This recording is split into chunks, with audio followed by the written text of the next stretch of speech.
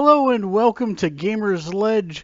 Come on in, sit down, relax, have yourself a carbonated beverage that will probably kill you. My name is Mark. I am joined by Matt. Howdy. And of course Dave. Morning. And if you haven't figured it out already from the introduction, we are talking about Captain America Civil War. This is a spoilercast. If you have not watched the movie and do not want parts of the movie spoiled for you, you have been warned.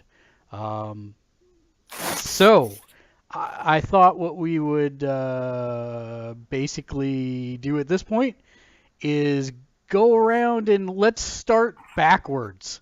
Let's give it the numeric score to begin with, and then we'll discuss from there. So, Dave, you're rubbing your mic there. Oh, sorry. That's all right. You can't rub your mic in public. Yeah. It's not acceptable. Yeah, not acceptable. So anyways, while he adjusts that, Matt, why don't you start? Just so we know the rules. 10 half scale. points, quarter points, full points. 10-point scale, any increments you want. Any increment you want. Okay. That are whole increments. Right. No. Yeah. Yeah. No 0.327. Yeah, no, none of that nonsense. There's another tenth of a point for. There are so many interesting things to go about this. I'm vacillating at the moment, so hold on. I don't think you can do that in public either. As long as it's off camera. But you're on camera. That's not. I want to give it a 9, but I'm really thinking 8.75. I just said you can't do that. We just said that. Like just. Where's the trolling video that I can insert into the fourth slot here? He just can't help himself. It was a challenge. I couldn't help myself. I was gonna say you can only give it 1 score and not 6, but you went and man. All right. No, I was just telling you where I was just going through my thoughts. So 8.8 is what you're saying. No, I'm gonna I'm pick sorry. one. Oh, okay. I'm gonna go with 8.75. No, you can't do it. that. We just said no. No, 8.75. No, 8.8 or 8.7. Pick one. Oh, I thought that's why I said quarter points, and you said yes. I was like, okay. Oh, all right. Okay, sorry. No quarter points. No. Well, see, to me, that's even. You 25, 50, 75. It's quarter. That made sense to me. Okay, I understand. Now, sorry. I thought you were yelling at me for a point is out okay, but scores. quarter of a point is worse. Yeah, I misunderstood. I didn't. I misunderstand Mark's issue now. Like, I don't understand why 8.75 going by the quarter point scale is worse than. All right, so you give it 8.8. Then all round. Okay, 8.8. So Dave, how about you? Just 9. We're gonna make this easy. I'm actually gonna come in right between you guys and say 8.9. Compromise. There we go. It's not so much about compromise. It's more about it's really good, but I just don't think it's just good enough for a 9. It's just below it for me.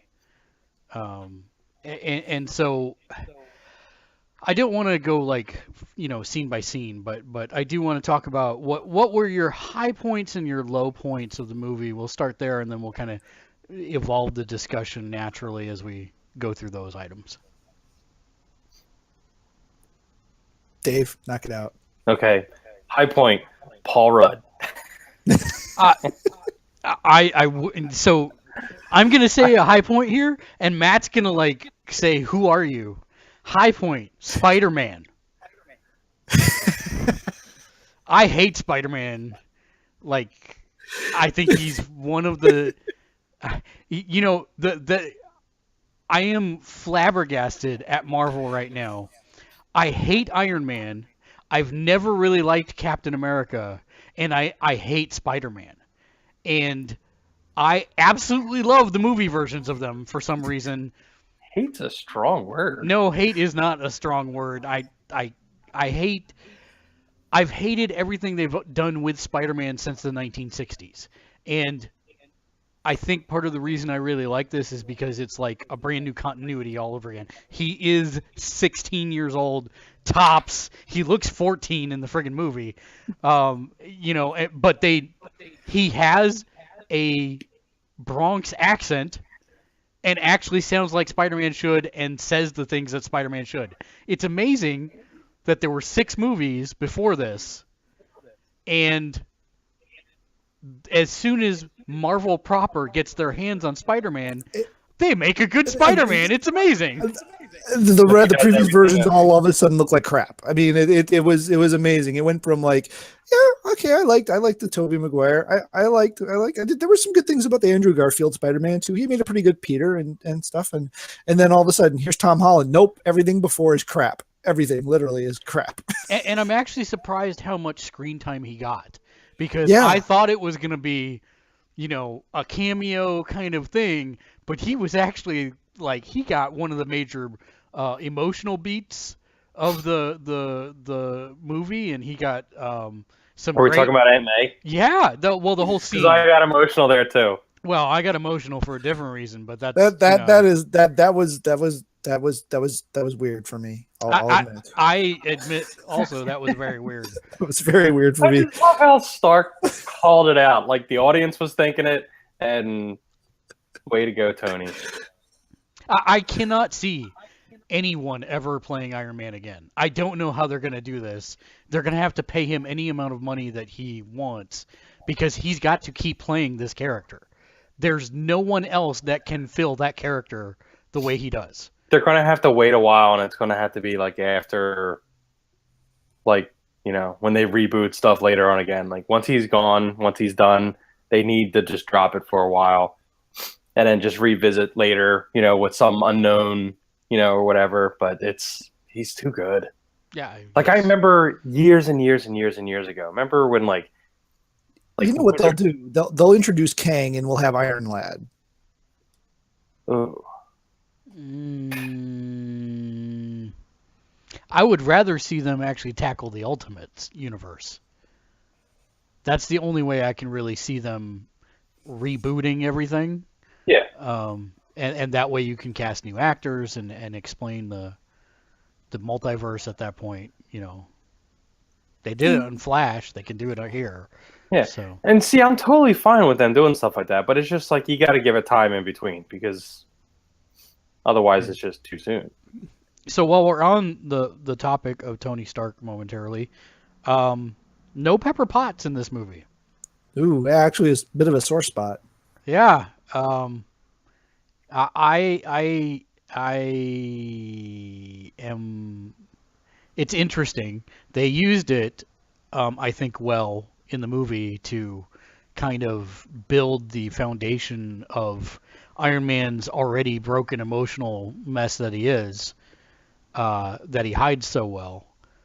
But I think what I like, the highest point for the movie for me, is I went into this movie with really low expectations. The comic version of Civil War was this giant, sprawling, massive thing that made you hate everyone on both sides, pretty much. And everyone was acting out of, almost everyone was acting out of character too. Exactly, and that's why I said, you kind of hated both sides by the end of it. And so I was trying to figure out how they were going to rein that in for the movies, and instead they told a very intimate story with the trappings of something larger, which was genius. And for me, the end of the movie, because I was sitting there 3/4 of the way through the movie going, they haven't done that Cap Bucky fight yet. They haven't done that Cap Bucky fight yet. That's the first thing we saw in the trailers. I'm like, when are they going to do the Cap Bucky fight? And then part of me, I actually sat there and went, I hate it when they like show something in the trailer, it doesn't end up in the movie. Because that would have been too good to leave out. But then I was like, oh, I see what they're doing. Oh, this is not good. And I really, I think it was I think the team that they've got writing the movies right now, they need to make sure that they never lose them, because they are doing a crack job of taking these really complicated comic storylines and distilling down the essence into something relatable. And I was anticipating, being it's the Russos again, that we would get some sort of bait and switch similar to what we had in Winter Soldier. It wasn't quite to that level, but again, it was still, everything in the marketing was misdirecting you towards one storyline when the movie was really about a different storyline. So I was kind of expecting that, but I wasn't quite expecting it at the level that we got it, I guess. What were you going to say, Dave? Oh, I'm sorry. I was almost expecting Stark's mom to be named Martha. I thought it. I didn't. This is the final little FU. It would have just been like, you killed Martha. Like, but you were saying, Matt, about your highlight. Oh, the highlight of the movie for me was actually the airport battle. That is the most comic book thing that has happened in a Marvel movie yet. With the addition of Ant-Man and Spider-Man, it changed the dynamic of the whole thing. I'm fairly sure that if they would have somehow had Colossus and Wolverine doing a fastball special, the entire film strip would have burst into flames. Even on digital, the whole thing would have just went up in flames, because it was another one of those things that, like, you could not have translated it from the page in a better format. Amazing. I have to say that is everybody here caught up on Legends of Tomorrow? No. Yes. God, Matt. I was a little upset with the thing that happened on Legends of Tomorrow first, before it happened in the movie. Yeah. Okay, like I can't figure out what you're talking about, but okay. All right, well, I was just trying to be nice and not, A former Superman pulling a giant man, I assume. Yes, that is exactly correct. Yes. But nonetheless, that whole thing from top to bottom. Apache Indian showed up. It was crazy. Yeah, Apache Indian. Apache Chief. Yeah. Oh, Apache Chief, that's right. He did a Nick Chuck, and then it's not. I was almost waiting for Paul Rudd. It's not a Nick Chuck, but fair enough. I got your point. Keep in mind, we're remembering this from like 30 years. Okay? It's not like I want. Try 40, my friend. 40. Is it 40? It's almost 40. Well, I'm 40, so right. It's almost 40. Right. So, I mean, give me a few years for when I first watched it, and really haven't seen it since. The fact that I remembered any of that should be. So we've talked about Spider-Man a bit. Let's talk for a moment about Black Panther. Great acting, great action sequences, great motivation, great writing for the character. And I'm glad that we did get him in the suit, because the original treatment of the movie did not have him as a suited hero. Yeah, and you were never sure which side he was actually going to be on. Mm-hmm. And I thought probably the lowest point of the movie for me was Zemo. Zemo was not obviously anything like he was in the comics, but even so, it was just really odd. Like, there was no backstory, no build-up, no introduction. When they said his name was Helmet Zero, I'm like, wait a minute. And then I was like, okay, yeah, no, I'm thinking of the right guy, and this ain't him. I mean, some of the tactics, yes, I suppose, except that Helmet Zero was a lot more, that kind of bad guy in the comic books. But I thought it was fine. It was fine the way it was written. I mean, you kind of got his motivations, but what's he get out of it is the real... I mean, yeah, great, he destroys the Avengers, but how does that help anything? It's just personal satisfaction. He was just I just want to see them, tear themselves apart at this point. It wasn't the main plot. It kind of tangented at being the main plot, but it wasn't really the main plot, but it ended up playing a major part. It was just really it was that part of the movie that you weren't really quite sure that fit. Mm-hmm. But I appreciate the Bond villain aspect, the manipulation kind of thing. That part of it I appreciated. And I will say that I thought the whole sequence with the voicemail was a nice touch. I just wish we would have maybe seen like a quick 10 to 15 second flashback to Sokovia where he's getting the phone call, even if you can't see it's him, or something. Something to tie the loop together instead of just starting it in Wakanda. Now, my wife, and she said there wasn't enough action, and I pushed her on that, and she's like, well, if you think back to Avengers 2, they were, and Avengers 1, they were like just basically tearing through cities. And Sokovia and all that stuff. It was giant set pieces, and you had the Hulk and Thor there, and they were obviously noticeably missing from this movie. So I guess for her, it seemed a little more confined and not as good as some of the other movies. I still think she's crazy, but hey, that's me.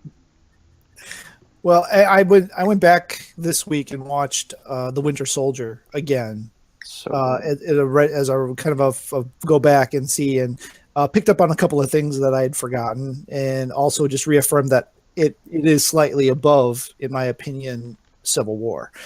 I agree with that.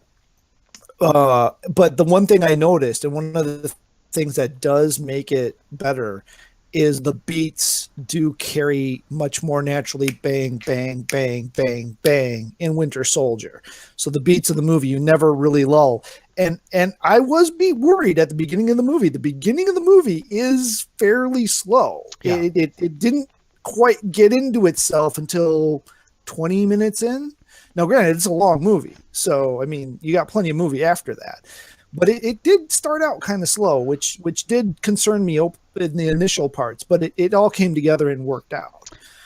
I think one of the other high points of the movie for me was that they were juggling so many characters, and yet if you go back and you watch it, every character has an arc. They have a fully fleshed out arc from beginning to end. Now, I'm not saying it's huge or they get a lot of screen time for it, but everyone has a purpose, a motivation, and a progression of growth one way or the other through the entire movie. Like I said, Paul Rudd probably even less time than Spider-Man as Ant-Man and Giant Man. But even so, his arc was pretty complete. And so I was pretty pleased by that. And people even I don't like not Hawkeye. Oh my gosh, I'm almost tempted to call Hawkeye. It was like, wait a minute, where's this guy been? Not quite, but almost. Almost, but this hello, Ron's Legacy. Just in case you don't know, we are spoiler talking about Civil War, so warns. But yeah, I was like, I literally leaned over to my brother and said, he's almost Hawkeye this movie. Yeah. I don't know what they did. I think they probably heard it enough from people like us who said, that is not Hawkeye. I don't know who that guy is with a family, but that's not Hawkeye. But the glibness and the just everything was much more, and that's to me, that's what made the airport battle so great. I mean, there was so much banter. Spider-Man, Falcon. It's like, I know you're new to this, kid, but we don't normally talk this much. In the meantime, he's fighting people who he's geeking out over at the same time. It's like. Then I think my favorite scene of the whole airport sequence was. Remember that old movie? When Bucky and Falcon are like just laying there, and he's like, "I hate you." Or it's like, remember that old movie, The Empire Strikes Back? Yeah. Which that was one thing I did take offense at, because Peter would know exactly what AT-ATs were and would have. But I don't necessarily think that he wouldn't have referred to it as an old movie. Yeah. Well, to him, I mean, current 16-year-old Peter, they could refer to it as an old movie. Yeah. Where'd you find this kid? I love that they actually went to the well for a Disney movie for the winning strategy for that fight. That's some serious meta stuff right there on behalf of the House of Mouse. But I approve. I approve nonetheless. That was good. Low points. We've kind of started. Well, no. Before I hit that, we started down T'Challa's. We started down T'Challa's thing, and then we kind of veered off. Yeah. And I've asked several people this, and no one seems to have put any significance on this other than me. So I'm guessing I'm just wrong. But right after, I have to see it again. My family hasn't seen it, so I will see it again. But after the explosion at the UN, and T'Challa's sitting there on the bench, and Nat comes up and starts talking to him, he's spinning that ring. And it's obviously vibranium, but are they going with a more totem style source of the power for Black Panther, a la say something like a white tiger, or is that just because it's vibranium? So if you notice, that's actually something I noticed that they must have cut in the movie. There are no less than 3 times, I believe, that ring comes in contact with Bucky's arm. And it makes a weird sound, some kind of reaction. Yeah. And so I'm thinking that there's something that they cut that explained what that was. Because we'll recap that in Black Panther or something. Exactly, maybe who knows? But I did notice that, and I thought that was the one weird thread that never got unraveled within the movie. And was it just because vibranium reacts to vibranium, or is it, is there something more to it than that? That I guess that's where I wasn't sure. It didn't drag the film down, but it got my interest piqued. So we have not mentioned Wanda or the Vision. They weren't joking about most powerful Avenger. That wasn't even a little bit of a joke. Yeah, and I like that they've already introduced his hesitation or his conflictedness to temper him. It's kind of like having the Sentry. If you have the Sentry without the schizophrenia and the paralyzing agoraphobia, then he could just do anything and wipe out everything. They would take, it's kind of like Quicksilver in the Fox X-Men series. Why don't you take him everywhere to do everything? Because he's the most OP person in the movie. So I think it's interesting that they already found a way to kind of give him that self-doubt that he has in the comics that really stays his hand more than it should. I also am okay with a paralyzed Don Cheadle as War Machine. Gimp Machine, you mean? Yeah, Gimp Machine. Nice. That's hilarious. But that is probably Stan Lee's best cameo yet. Tony Stark. That was pretty awesome. See, and the best part about that is that they played it off exactly as Friends would have. Right. Yeah. So, yeah. Table for two. Yeah, that was. I also love how Spidey called out the shield. That thing doesn't obey the laws of physics. Yeah. That had to be one of my favorite lines of the movie. Yeah, that was an excellent line. I agree. I like that they started kind of intimating Wanda and Vision's romance. That was beautifully done. Yeah. That was extremely well done. Nothing was overstated about that at all. They didn't overplay it. It was just very, just the seed is there, and that's it. At the same time, they showed how incredibly batshit powerful she can be. By throwing him to the center of the earth, basically. She could modify. She could manipulate his density for him. That was.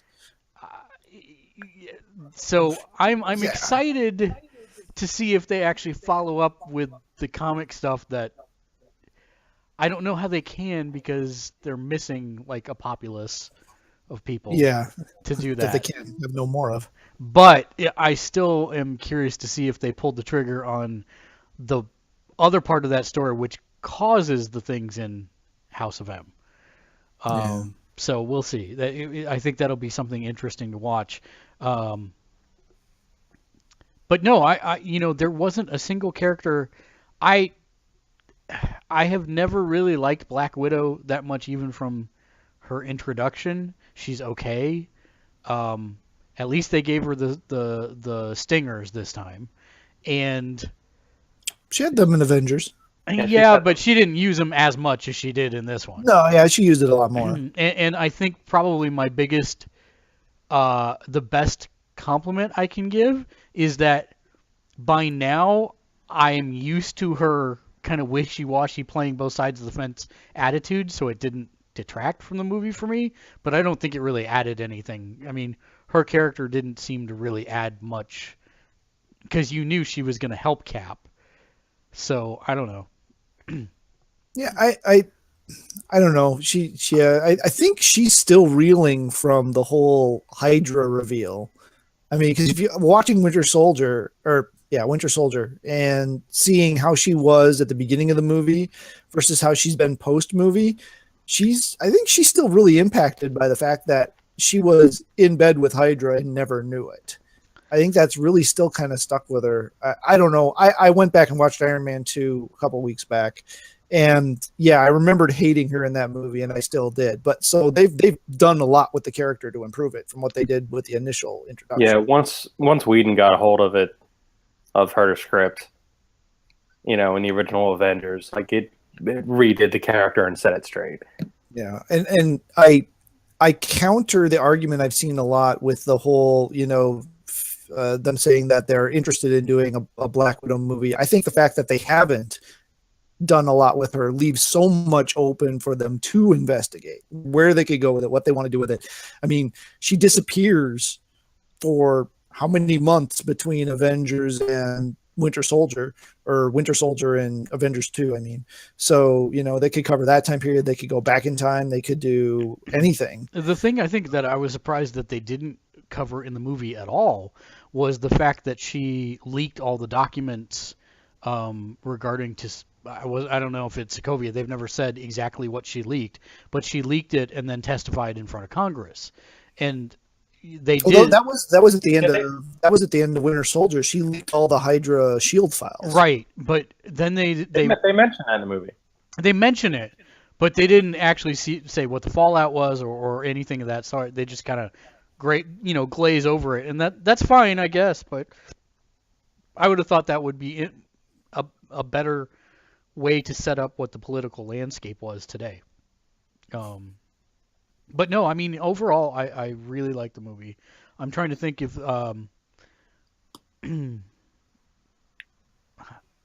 so there was one question I had that I immediately thought of the two of you when I was watching the movie.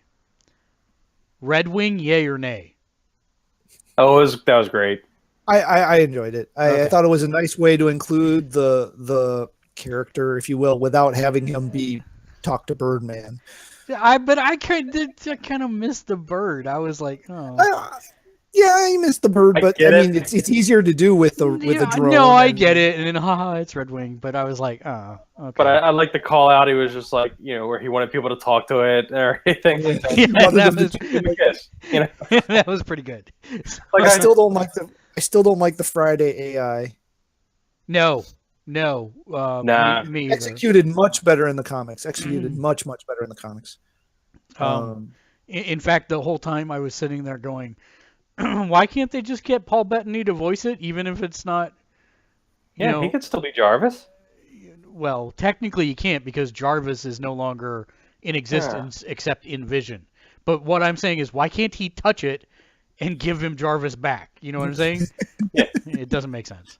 Well, first of all, I'm not buying that either. I'm not buying that he only exists in Vision thing because, do we really believe that Tony Stark didn't have a backup of anything? I mean, come on. Well, he had a whole disc thing full of different things, and I think there was a Jarvis one in there when he flipped through the different sets of disc. But yeah, I don't know.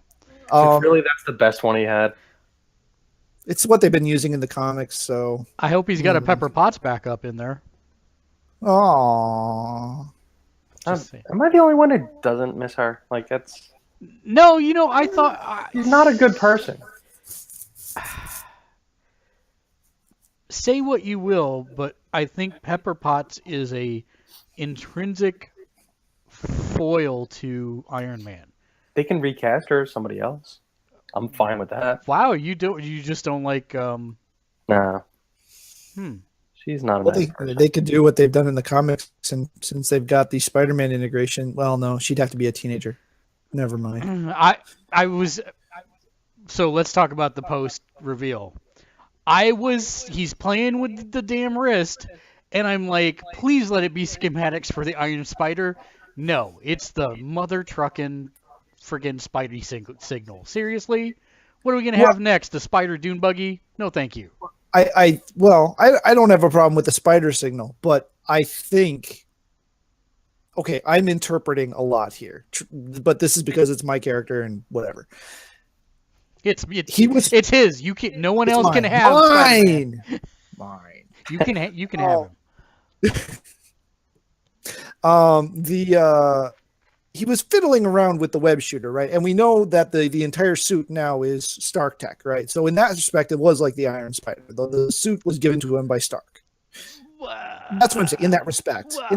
But in the comics in Civil War, Peter hacks the spider armor so that Tony can't take over control of it. Right. I think what Peter was doing there was hacking the Stark tech so that he could modify it and do whatever he wanted with it. Well, and that would be why he was so thrilled, because if you noticed around the spider, I did see it. Icons and like interface stuff. I think what he did is I think he hacked the suit. I will be interested to see where they go with that. And I am suddenly extremely excited for Spider-Man: Homecoming for some reason. Yeah. For some reason, I don't know why. Well, yes, that too.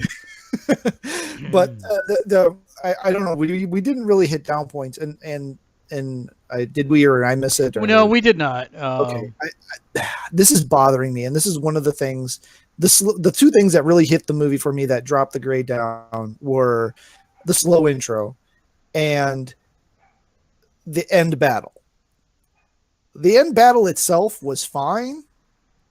I just don't buy the motivation. I don't buy the motivation for it going on that long, being that intense, being that much. I get being pissed off, and like you did Repulsor, Falcon, I got that reaction. That reaction made sense. I get being pissed off. I get throwing a few punches, but there were like 3 beats in that battle where they could have just stopped, and they didn't. That on top of the whole, this is what movie number 4 that is primarily motivated by the fact that Tony Stark is as unstable of a human being as humanly possible. But that's pride. But that's exactly the word pride. It ruins stuff. Yeah, but he's too. Neither one's capable of backing down. I get that Cap won't back down, and I get that Tony's probably wouldn't either, but there was times where they could have both just stopped. There was times where they did just stop, and there was no real good reason that I could buy into for them to start up fighting again. It was like, okay, we can be mad at each other. We don't have to just keep on with this pointless fight. They could have just stopped it at the first break in the movie. They could have all went their separate ways and had the exact same ending to the movie and been perfectly fine. So I actually think that making Tony off balance as they have, as you very perfectly pointed out for the 4th movie in a row, I think that is what they're going to use to lead to the fall of Iron Man. Because it does have to happen eventually. And I think that's actually a good way to set it up. The other thing about that for me is,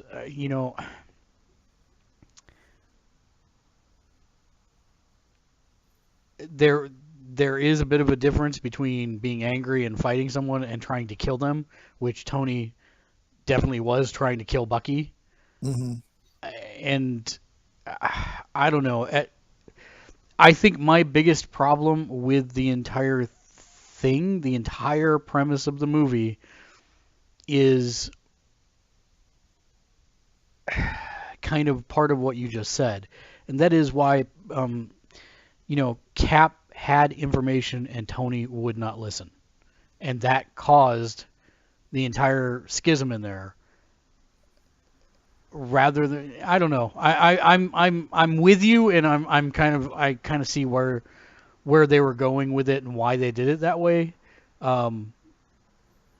It's about as close as we can come to justification for anything that resembled the comic books that I can imagine. I still thought it was fine, and having Bucky be her killer, that's, to me, was actually pretty darn smart. That was, and total fault of me, I didn't see it coming. And they point blank tell you in Winter Soldier. They point blank tell you, and they're going back and watching it again. It's right there, and you just, it was such a short, quick little thing. You don't even really think about it or remember it, and yeah. It's during the Zola scene, if you guys don't remember or haven't seen it recently. No, I didn't remember that in the previous one. Zola point blank tells them, and when history, and when you can't, and when things don't go the way you want, you change it, and then it pops up Winter Soldier, and then Stark's killed. Oh. Like in quick sequence. No, I never caught that. They point blank told us that, and I just never caught it. Nice. Yeah, I thought the on-screen relationships between all the friends was realistic. I think the only low point for me is that they still haven't figured out which seems crazy to me, a Captain America theme. There's no Superman's got a recognizable beat. Star Wars has a recognizable beat. They're not doing that with these films, and I don't get it, because it makes your life so much easier as a composer to meld things together because you've already got something to start from. We got the Civil War opening on this one and the tone, but that's used like at the beginning and then never really referred to again. There's no identifiable Cap theme or Falcon theme or Ant-Man theme or Tic Tac, my favorite new nickname for him, Tic Tac theme. But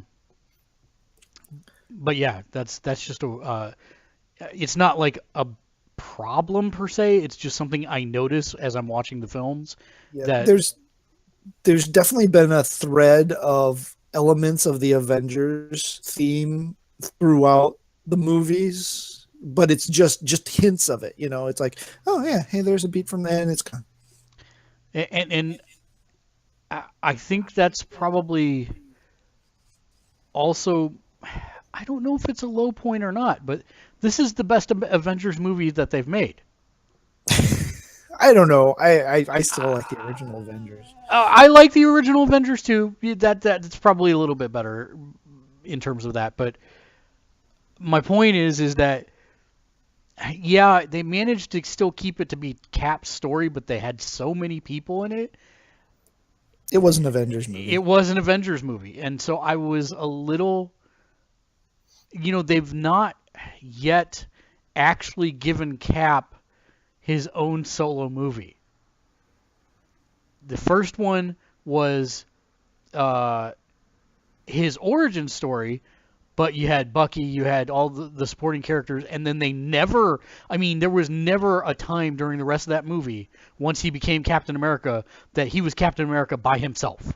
And you got to understand Steve Rogers, the way he thinks, etc. It was always Steve surrounded by the Howling Commandos, Steve, surrounded by this or that. Same went for Cap 2, Winter Soldier. Black Widow was constantly there, and I'm going Falcon. to disagree with you on that one. Just because of the elevator scene. That was all Cap all day. Okay.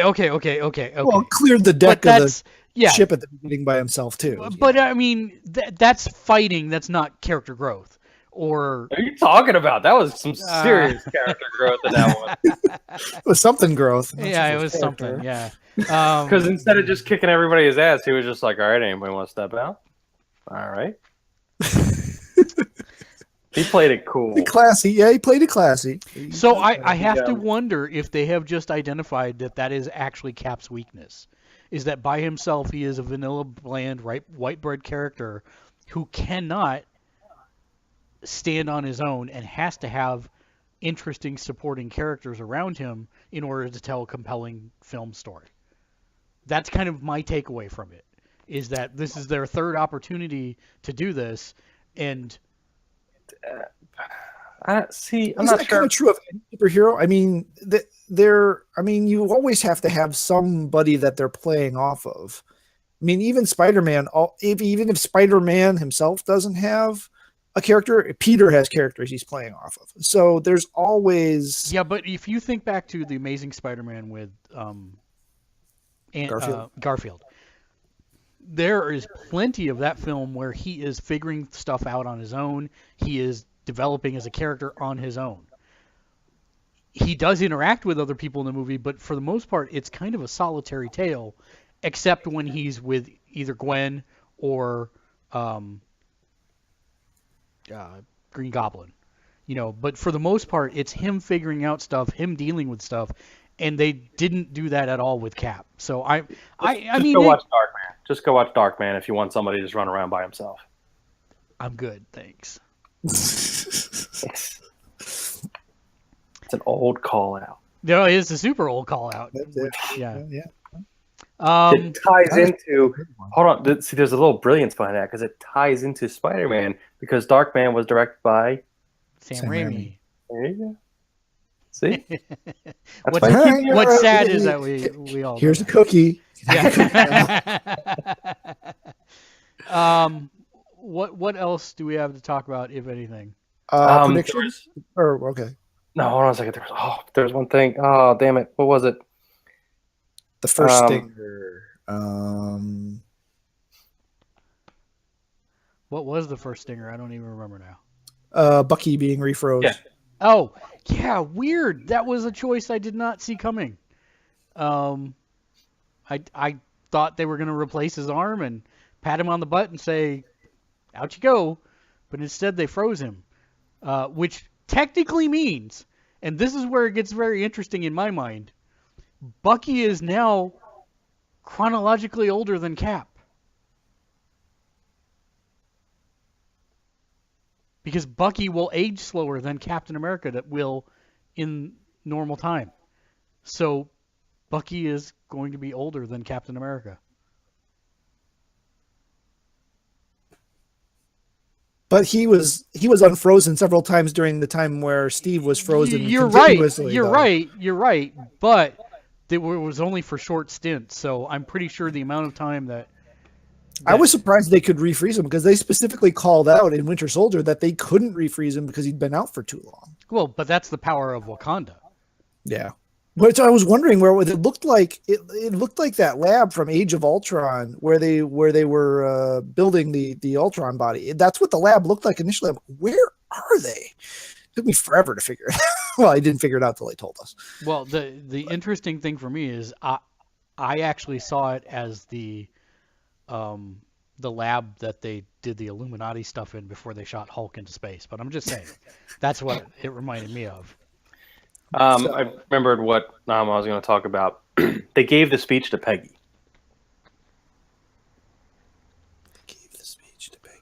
The big Captain America speech. Oh, yeah, the motivation speech. Yeah, like, okay, yeah, like that's not her speaking to him from the grave, completely telling him what he's going to do now. Yeah, but it was word for word the Captain America speech.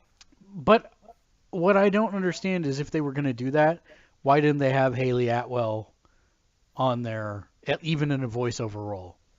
Relaying it. It was really weird to me that. Or just have like a flashback with it and everything. Because the thing is, at first I was kind of hoping that they would have Captain America do it because that is, pretty much a defining moment, in the whole storyline.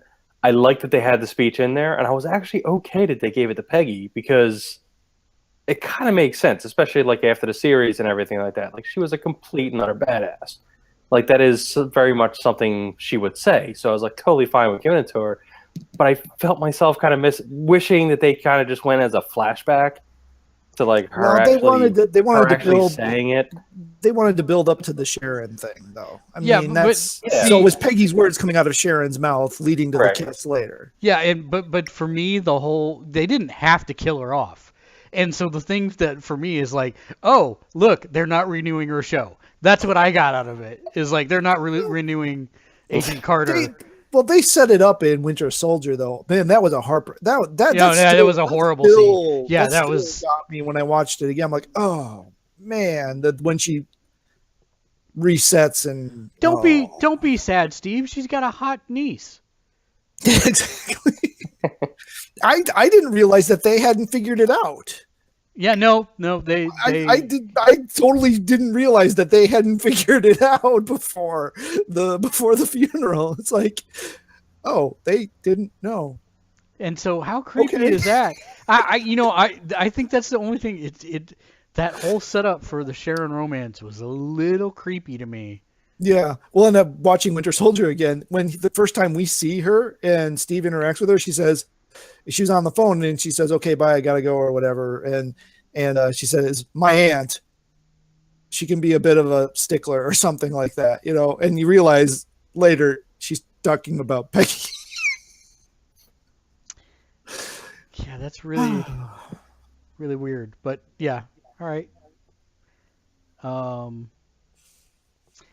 Yeah, so overall, good reviews. Everybody seems to like it. I plan on seeing it again here shortly. And if you've got any comments for us, what are your thoughts on Captain America Civil War? Let us know. Do predictions? Let us know in the box below. Yeah, I'm just doing my housekeeping first. Oh, okay. Let us know in the box below. If you like the video, then do like and subscribe.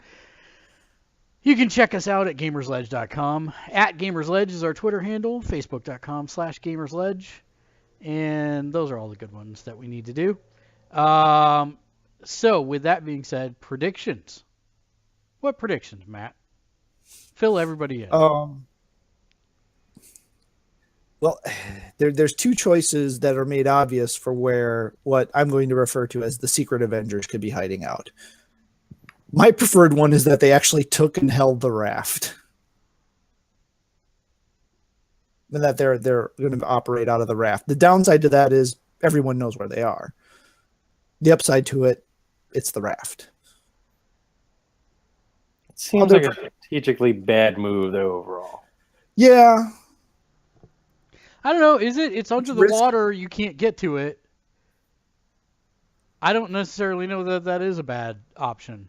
And it's apparently raining all the time. 24/7, 365, wherever the raft is. And to be fair, we don't know that it's stationary. Rafts generally aren't. Yeah. So. And someone else came up with this, but Thunderbolt Ross is the director of Hammer. Or some equivalent SHIELD replacement agency. Going on a tyrannical binge. I'm okay with that. I'm sorry that we didn't get a picture of Ross, even like just a, computer screen bio kind of thing. I don't know. What? Oh, they mentioned Ross several times, but Ross was the director. No, I know, but they mentioned General Thunderbolt Ross multiple times in there, and even though he was in the Hulk and it's still the same actor playing it, I would have liked to have seen, just a quick flash on a screen while they're talking about him and say, oh, General Ross or something. Oh, just like a picture of him in uniform to tie that's the same guy together? That's exactly okay. Yeah. It's like, he was there. Wait, what do you mean they needed a picture? He was right there. I got it. Just some tie connection. Right. Or reference to Betty. Yeah, Liv Tyler can be in as many Marvel movies as they want. cast her in. Good with that. She probably won't agree to their meager wages. Ooh, a what if movie with Marissa Tomei and Liv Tyler. Okay. Dave, do you have any predictions? I can't wait till. Did you hear the rumor that they cast Simon Williams? Yes, but there was none of that in the film. No, None of it. supposedly that was in It's supposed to be Guardians Guardians 2. Yeah. Oh, it's Guardians 2. Oh, well, that's Yeah. right. That's yeah, right. I went That's back and looked after we talked about it. I was like, oh yeah, that's right. It's Oh, Guardians that's right. 1. Yeah. I'm super excited if that is the case. That would be like one of the best castings ever. Yeah. Oh yeah. Ever. That completely makes sense. I mean, you don't have the whole Vision connection, all that kind of stuff. So, I mean, I doubt they're going to go that route. Although, who knows? I mean, because the thing that kills me about the Vision, I love Paul Bettany. I really love what they're doing with the whole Vision thing and everything. But at some point, he's getting his head ripped off. I don't think necessarily. I think it could just be the gem.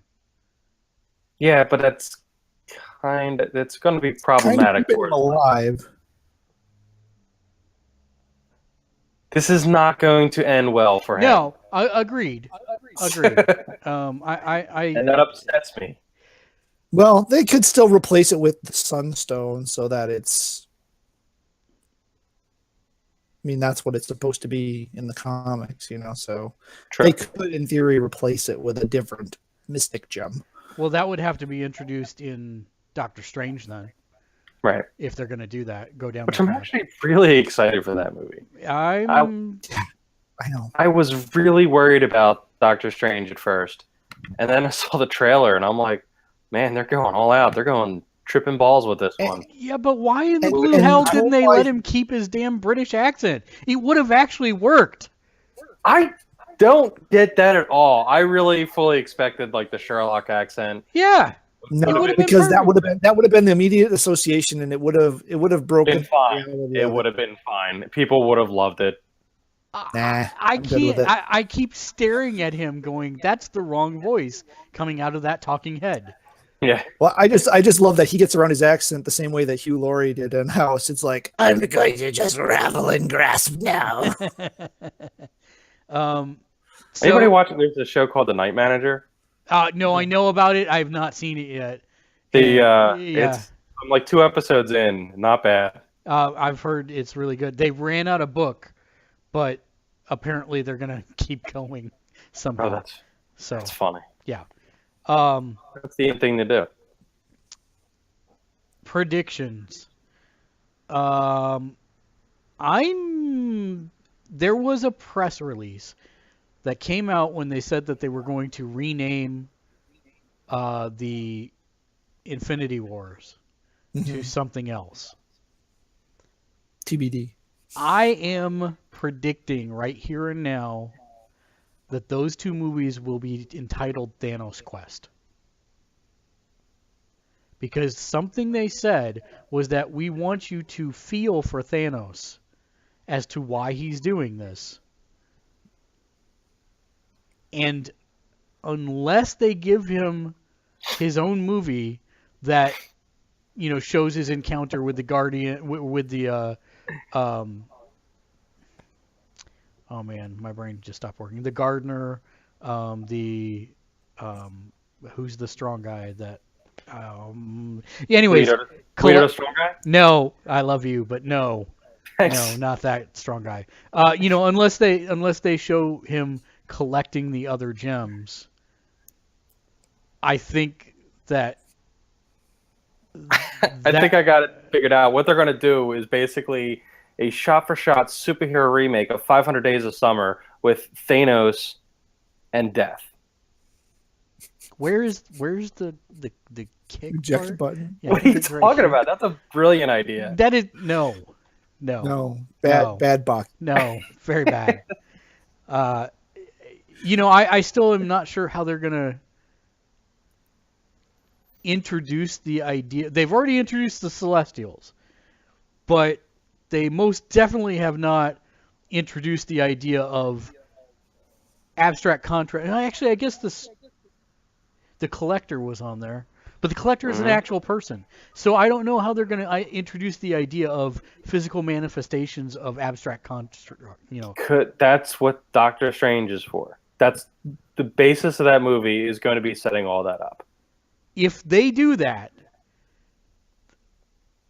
that may be my favorite. Like, if they do that in a way that is satisfying, that may be my favorite Marvel That's movie. going to be the overall setup of that movie. Is that things are coming.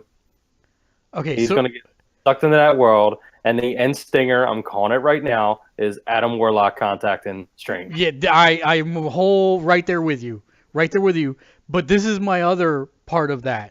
Geeks are going to lose their mind in the theater. No matter what happens, however they gear Infinity War 1 and 2, whatever it's going to be, I am calling it right now that the very either the stinger of the one right before it or the very beginning of the movie will be Nova and Quasar, like, crash landing on Earth like Surfer did when he got away from Galactus to warn them. Beat panel for panel, I'm telling you that's what it's going to be. Nova and Quasar. To add them to the ranks of the Avengers. Yeah, I'm still figuring. Yeah, the Nova Corps got to be working with their Infinity Gem to make what we traditionally know as a Nova. I forget which one they have in their possession. Is it Power? The purple? Yes. Is that the one that they kept? No. Yes, the Collector had. Yeah, Collector had Aether and the blue, the Cosmic Cube. Yeah. So I'll be interested to see how they. Didn't they say that really wasn't the Cosmic Cube? No, I think they did. Well, it wasn't the Cosmic Cube. It was really an Infinity Stone. Yeah. Is what they were saying. So would that be what, space? I guess that one. Yeah, because that was the one. That was they were using to create portals. So I would assume. We haven't seen time, and we haven't seen. This is a triumph. I'm making a note here. Huge success. We haven't seen time and soul. We haven't seen the time or the soul gem yet. Yeah. So just as a quick FYI, I am going to throw this in here just so that everybody knows what the heck we're talking about.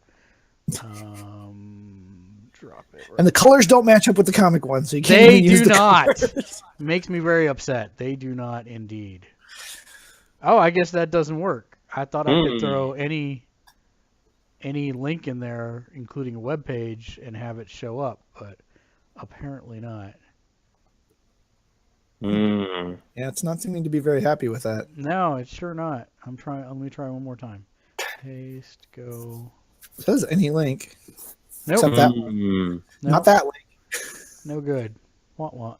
Can you do the link just to the image? Well, it's not an image. It's the Wikipedia article. Because I just figured it would show the first one. So Soul. Have we seen the Soul Gem? No. Great, because Warlock should have that. In theory. In theory. Probably Guardians too. We have not seen Time Gem. Time and Soul, I think, are the only ones we haven't seen.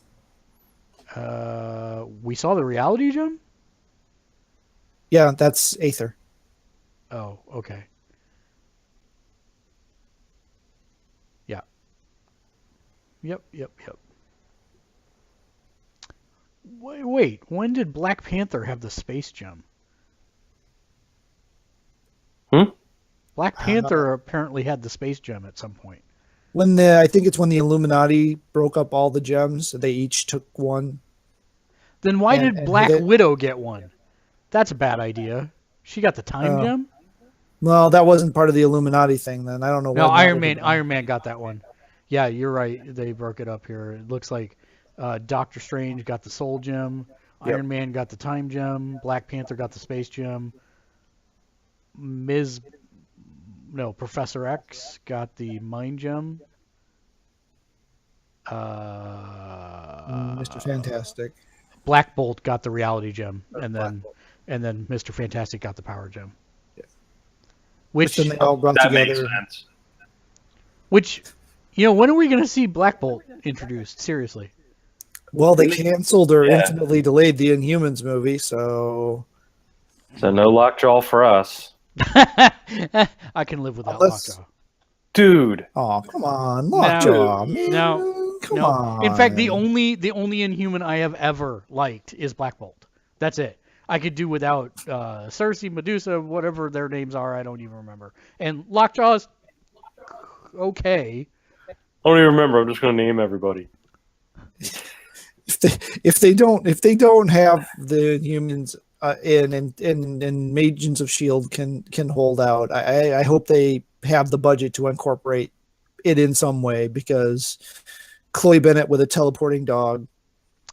Okay, so this is completely unrelated, and I apologize for going on such a weird tangent, but that man just reminded me of something, and that is, did you know that Chloe Bennett was a Chinese pop star?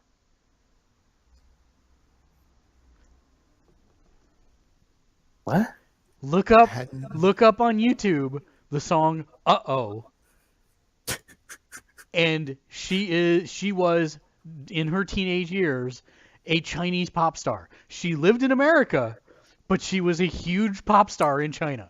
I mean, I knew she was some amount. So the interesting thing is that Wang. yes, Okay. yeah, That her actual last name? no, that's her dad's last name. It's her dad's last name. To Okay. my knowledge, yes. So, That's anyways, funny. the whole reason that I found this was because Haley Atwell and Starks Butler did a dub smash of "Uh-Oh" to her. And I'm like, why are they referencing this obscure thing? And then I saw a Jimmy Kimmel thing where apparently Jimmy Kimmel is the one that outed her to the nation as a Chinese, in which she's super. And so now she's like, I'm shopping for underwear, and people come up to me and go, "Uh-oh." It's super creepy. Thank you, Jimmy Kimmel. And I'm like, yeah, that sounds about Jimmy Kimmel. All right, yeah. So, anyways, I wanted to share that since we had not had a chance to. Wow, discuss yeah, it. I had not seen that. Wow. Yeah, That's funny. yeah. Although that's less disturbing than I can't think of his name, Clark Gregg in a Britney Spears. Wait, that never happened. That never never happened. happened. That No. never happened. Okay. Nope, that never happened, whatever that was. So thank you, everybody, for joining us. Final thoughts. Captain America Civil War will start in the bottom Brady Square with Dave. You. I really want to see it again. I can't see that I'm going to get a chance to in the near future, but it's a really dense movie. There's just so much to enjoy in it. I was telling my friend before we went to see it, I was like, we've been going to comic book movies for a very long time.